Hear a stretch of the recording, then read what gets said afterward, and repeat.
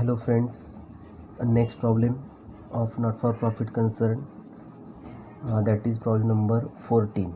Problem number 14 on page number 123 in your textbook. Let's read the problem. Following information has been provided by Vivekananda Charitable Hospital, Latur. You are required to prepare income and expenditure account for the year ending on 31st March 2019 and balance sheet as on that date. You have to prepare income and expenditure account first, and then you have to prepare balance sheet as on that date, that is 31st March 2019. They have given us balance sheet as on 1/4/2018. 1/4/2018, that is opening date. Our ending date 31st March 2019. ही आपली closing date आहे आणि ही opening आहे. म्हणजे ही balance sheet opening balance sheet आहे. Last इयरची closing, current इयरची opening balance sheet. आणि ह्या बॅलन्स शीटमधले आपण जे फिक्स ॲसेट्स आणि लायबिलिटीज आहेत ते आपण पुढे कॅरी फॉरवर्ड करतो. जे बघूया आपण ॲसेट साईडला बिल्डिंग आपला फिक्स ॲसेट आहे, तो आपल्याला पुढे नेक्स्ट इयरला घ्यायला पाहिजे. Therefore building asset. Ambulance charitable hospital आहे, त्याच्यामुळे ॲम्ब्युलन्ससुद्धा आपला फिक्स ॲसेट झाला. म्हणून ॲसेट साईडला stock of drugs means medicines, औषधं आहेत आणि ती कन्झ्युम किती झाली ते आपल्याला काढायचे आहेत. हा स्टॉक ऑफ ड्रग्ज गेल्या वर्षी शिल्लक औषधं आहेत, ती ह्या वर्षी आपण वापरणार आणि त्याच्यानंतर आपण किती कन्झ्युम झाली ते शोधायचे आहेत आणि त्याच्यामुळे आपल्याला ते बघायला लागेल, ट्रान्सफर करायला लागेल एक्सपेंडिचर साईडला. म्हणजे stock of drugs, opening stock of drugs आहे आपला, एक्सपेंडिचर साईडला आपण घेणार आहोत कन्झ्युमेबल किती झाले ते काढण्यासाठी. हॉस्पिटल इक्विपमेंट्स ॲसेट आहे. कॅश इन हँड आपण घेत नाहीत कारण तो ओपनिंग कॅश बॅलन्स आहे, कारण आपल्याकडे क्लोजिंग आलेला असतो पेमेंट साईडला. लायबिलिटी साईडला बघूया, capital fund, opening capital fund आहे, liability. Bank loan also liability आहे. आणि आउटस्टँडिंग बिल फॉर ड्रग्ज या ठिकाणी ॲडजस्टमेंट आहे, ते आपण पुढे इन्फॉर्मेशन काय आहे का बघूया आणि त्याच्यानंतर ठरवूया त्याचं काय करायचं आपल्याला ते. On next page they have also given a receipt and payment account for the year ended 31st March 2019. Debit side, that is receipt side, transfer towards income and liabilities. ते बघूया आपण. टू बॅलन्स ब्रॉट डाऊन हा opening balance आहे, जो मगाशी आपण तिकडे बघितला होता ॲसेट साईडला कॅश बॅलन्स. तो बॅलन्स आपल्याकडे आला, तो आपण घेत नाही ओपनिंग कॅश बॅलन्स, कारण आपल्याकडे क्लोजिंग कॅश बॅलन्स अवेलेबल झालेला आहे. टू सबस्क्रिप्शन इन्कम आहे आपला. लाईफ मेंबरशिप फीज ब्रॅकेटमध्ये इन्फॉर्म नाही केलं आहे, याचा अर्थ ही लायबिलिटी आहे, कारण आपण लाईफ मेंबरशिप फीज एकदाच घेतो मेंबर्सकडनं आणि ती लाईफ टाईमसाठी असते आणि त्याच्यामुळे ही काय करतो आपण कॅपिटलाइज करतो, म्हणजेच बॅलन्स शीटच्या लायबिलिटी साईडला जायला पाहिजे. लाईफ मेंबरशिप फीज जर ब्रॅकेटमध्ये असं रेव्हेन्यू असतं तर मात्र आपण ह्याला कुठे घेतलं असतं, इन्कम साईडला. अदरवाईज ऑलवेज आपण ह्याला कुठे घेणार, लाईफ मेंबरशिप फीज लायबिलिटी साईडला घ्यायची असते. Life membership fees liability. Hospital receipt income आहे, कारण रेव्हेन्यू म्हटलं आहे त्यांनी सरळ सरळ रेव्हेन्यू इन्कम आपला आहे म्हणून. दुसऱ्या बाजूला पेमेंट साईड आपले एक्सपेंडिचर आणि ॲसेट. परचेस ऑफ ड्रग्ज, आपण जे मगाशी स्टॉक ऑफ ड्रग्ज बघितला ते औषधं, शिवाय नवीन औषधं खरेदी केली आणि इंटू ब्रॅकेट बघा, इन्क्लूड्स 40,000 फॉर 17-18. 2 लाख रुपये आपण परचेस केलेले आहेत औषधं. आणि आपल्याकडे जे ओपनिंग बॅलन्स शीट होती त्याच्यामध्ये बघा स्टॉक ऑफ ड्रग्ज म्हणजे जुनी औषधं ती आपण नवीन खरेदी केली आणि त्याच्यामध्ये लास्ट इयरचे इन्क्लूड्स आहेत आणि त्याच्यामुळे आपण इथे ओपनिंग स्टॉकला ओपनिंग शिवाय लास्ट इयरचा आहे म्हणून त्याला 2 स्टार मार्क केले. आणि हा जो आउटस्टँडिंग बिल ऑफ ड्रग्ज आहे तो अर्थातच त्याला स्टार मार्क करून घेतलं आहे. हे सुद्धा आपण त्या ठिकाणी घेणार आहोत, कारण त्याने म्हटलेलं आहे काय लास्ट इयरचं इन्क्लूड त्या ठिकाणी झालेलं आहे. हे आपण घेणार अर्थातच ॲडजस्ट करून. नेक्स्ट सॅलरी टू स्टाफ आहे बघा.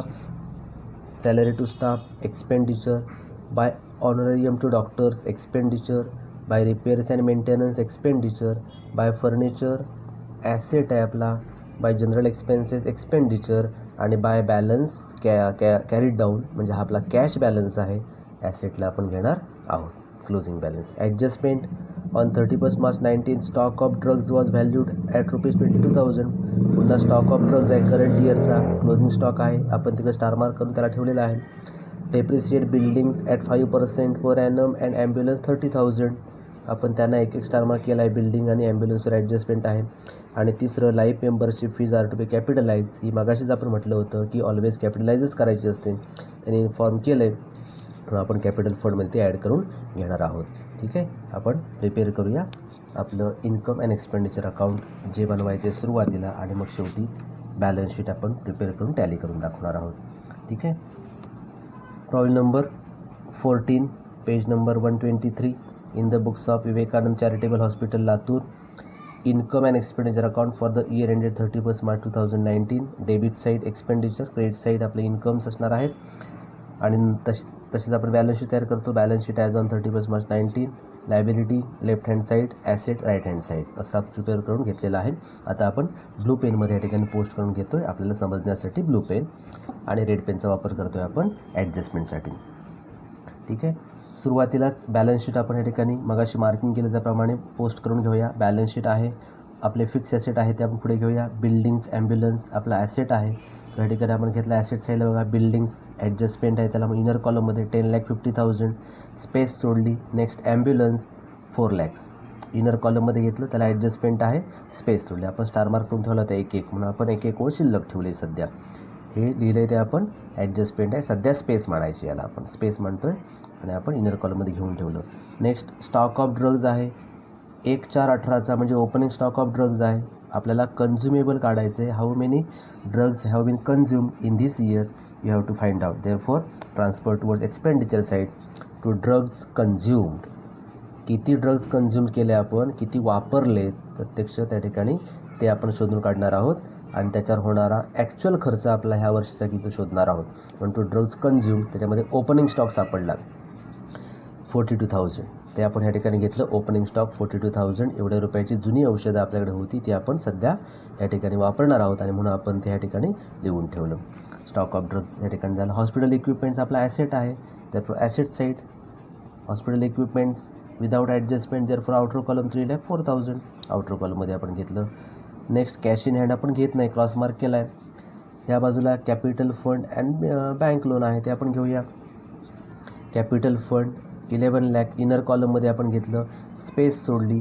बँक लोन 6,50,000 आउटर कॉलम, त्याला काय ॲडजस्टमेंट नाही म्हणजे रिपेमेंट वगैरे काय आपण केलंच नाही, म्हणजे आपलं लोन गेल्या वर्षी होतं तसंच ह्या वर्षीसुद्धा आहे आणि म्हणून आपण बँक लोन आहे तसं घेऊन ठेवलं. ह्याला ॲडजस्ट का होणार आहे, कारण डेपिसिट किंवा सरप्लस आपल्याकडे येतो आणि त्याच्यामुळे ॲडजस्ट होणार आणि मग क्लोजिंग कॅपिटल फंड येणार आहे.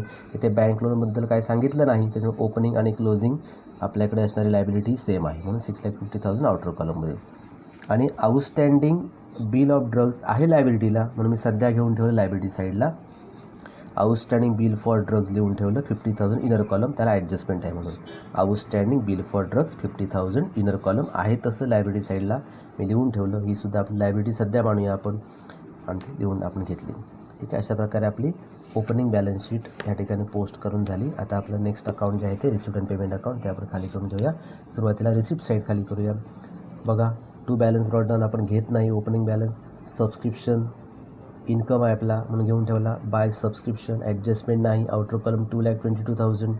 नेक्स्ट लाईफ मेंबरशिप फीज आपण मगाशी म्हटलं लायबिलिटी शिवाय त्यांनी इथे म्हटलं आहे life membership fees are to be capitalise, त्यामुळे आपण कॅपिटल फंडमध्ये ॲड करून टाकली. लाईफ मेंबरशिप फीज 30,000 ॲड करून ठेवली. Total life membership fees add केल्यानंतर कॅपिटल फंड झाला आपला 11,30,000. Opening capital fund life membership fees add केली, इनर कॉलममध्ये ठेवलं. अजून सरप्लस डेपिसिट यायचं म्हणून आपण इनर कॉलममध्ये ठेवलं आणि स्पेस सोडली. नेक्स्ट हॉस्पिटल रिसिप्ट इन्कम आहे आपला, तो पण लिहून टाकला इन्कम साईडला. Bye hospital receipt 5,10,400 without adjustment outer column. आता पेमेंट साईडला जाऊया. इकडे रिसिप्ट साईड संपली, पेमेंट साईडला जाऊया. परचेस ऑफ ड्रग्ज 2 lakhs हे आपण ह्या वर्षी ड्रग्ज मीन्स औषधं मेडिसिन्स आपण परचेस केलीत.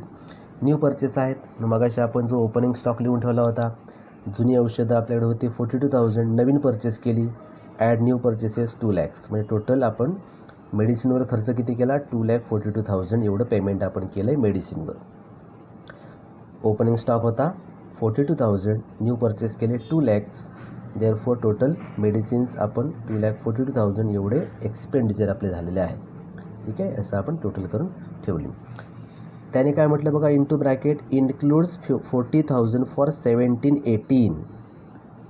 याच्यामध्ये 40,000 जे आहेत म्हणजे 2,42,000मध्ये 40,000 रुपीज आहेत ते 17-18चे म्हणजेच लास्ट इयरचे आहेत. आपलं करंट इयर 18-19 आहे आणि हे म्हणत आहेत या परचेस ऑफ ड्रग्जमध्ये 2 lakhsमध्ये 40,000 जे आहेत ते लास्ट इयरचे आहेत आणि लास्ट इयरचं आपण घेत नाही. आणि म्हणून आपण काय केलं, ते लेस करून टाकलं, ते ॲडजस्टमेंट लगेच करून टाकले आपण. लेस आउटस्टँडिंग फॉर 17, 18, 40,000 आपण काढून टाकले. म्हणजे ॲक्च्युअल आपला सध्या 2,02,000 एवढा ह्या वर्षीचा करंट इयरचा मेडिसिनवरचा खर्च आहे. टोटल 2,42,000 एवढा आपला ॲक्च्युअल खर्च दिसतोय वर. त्याच्यापैकी 40,000 हे लास्ट इयरचे आहेत आणि म्हणून आपण ते 40,000 मायनस केले आणि ह्या वर्षीचा करंट इयरचा मेडिसिनवरचा खर्च काढला. 2,02,000 एवढा आपण लिहून ठेवला. लास्ट इयरचा आहे म्हणजे कुठे असायला पाहिजे, लास्ट इयरच्या बॅलन्स शीटला. लास्ट इयरच्या बॅलन्स शीटमध्ये आपण मगाशी बघितलं आपल्याकडे होते किती 50,000 जे मगाशी आपण लिहून ठेवले. आउटस्टँडिंग बिल फॉर ड्रग्स किती आहे, 50,000 आपण लिहून ठेवले ह्या करंट इयरमध्ये. का तर नेट बॅलन्स काढण्यासाठी.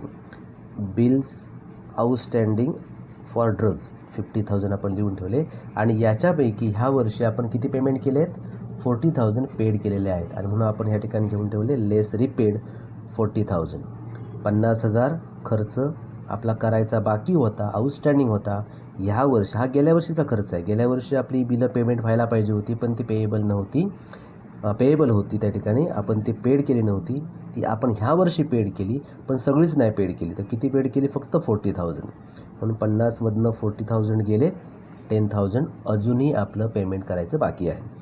Outstanding bill for drugs 50,000 last इयरचे आहेत ते आणि ह्या वर्षी आपण रिपेड करून टाकले 40,000. Total remaining for 10,000 you have to paid this next year. ह्या वर्षी किंवा पुढच्या वर्षी पेमेंट करायला पाहिजे. ह्या वर्षी आपण 40,000 पेड केलेले आहेत आणि 10,000 अजून करायचे बाकी आहेत. अशी ती ॲडजस्टमेंट आउटस्टँडिंगची आपण केली. नेक्स्ट सॅलरी टू स्टाफ 85,000 लिहून टाकला. To salary to staff 85,000. Next honorarium to doctors. Honorarium म्हणजे मानधन, पगार आणि मानधन. सॅलरी टू स्टाफ 85,000, ऑनरियम म्हणजे मानधन. To doctors 4 lakhs. आउटर कॉलममध्ये ॲडजस्टमेंट नाही. नेक्स्ट रिपेअर्स अँड मेंटेनन्स लिहून ठेवले. To repairs and maintenance adjustment नाही. Outer column 18,000. फर्निचर आपला ॲसेट आहे, ॲसेटला घेतला आपण फर्निचर 45,000. ओपनिंग बॅलन्स नव्हता, ह्याच वर्षी आपण परचेस केले furniture 45,000. Next general expenses expenditure आहे आपला. To general expenses expenditure outer column 16,000. Next balance that is cash balance. Cash balance आपला करंट इयरचा घ्यायला पाहिजे म्हणून कॅश बॅलन्स आपण घेऊन ठेवला 2,04,000 ॲसेट साईडला. अशा प्रकारे आपली ही पोस्टिंग पूर्ण झाली. आता आपण जाऊया ॲडजस्टमेंटकडे. On 31 March 19 stock of drugs was valued 22,000. 31 मार्चचा स्टॉक आहे. पुन्हा आपण जाऊया एक्सपेंडिचर साईडला.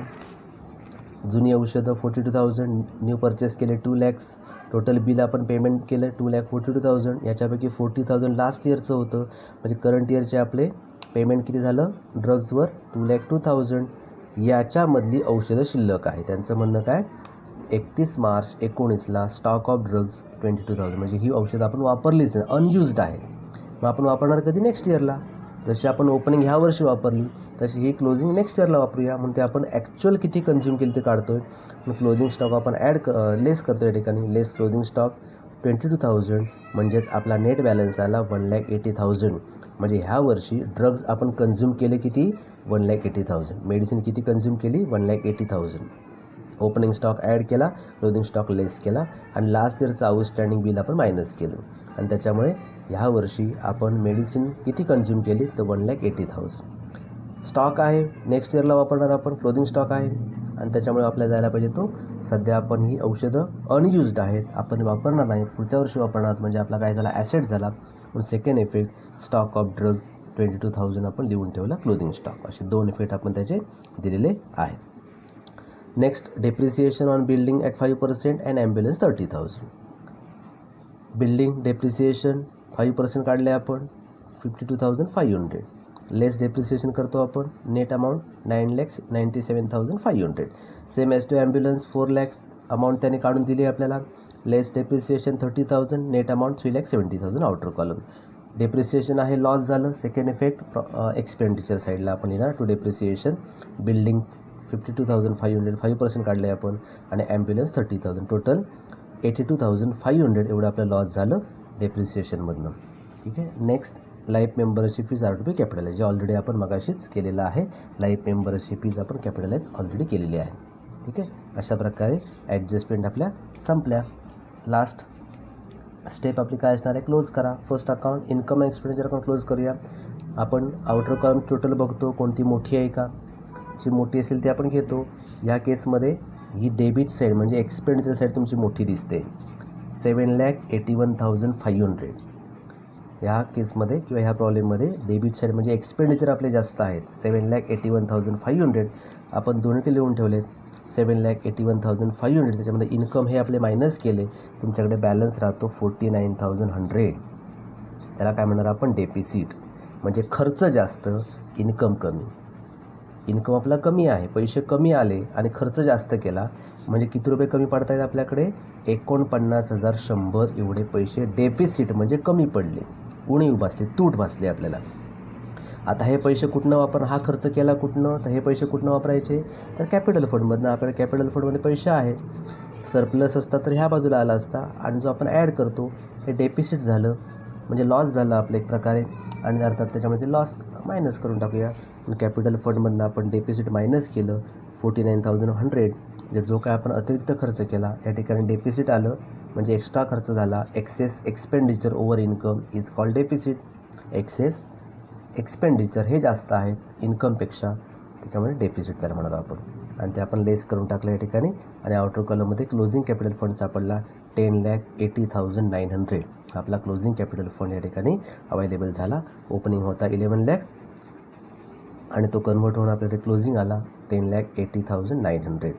अशा प्रकारे क्लोजिंग कॅपिटल फंड सापडला. आता बॅलन्स शीट टॅली करा. बॅलन्स शीट आपण टॅली केली, जी येते 17,40,900. ॲसेट साईडसुद्धा सेम 17,40,900. अशा प्रकारे बॅलन्स शीट आपली टॅली झाली आणि हा प्रॉब्लेम या ठिकाणी आपला संपलेला आहे.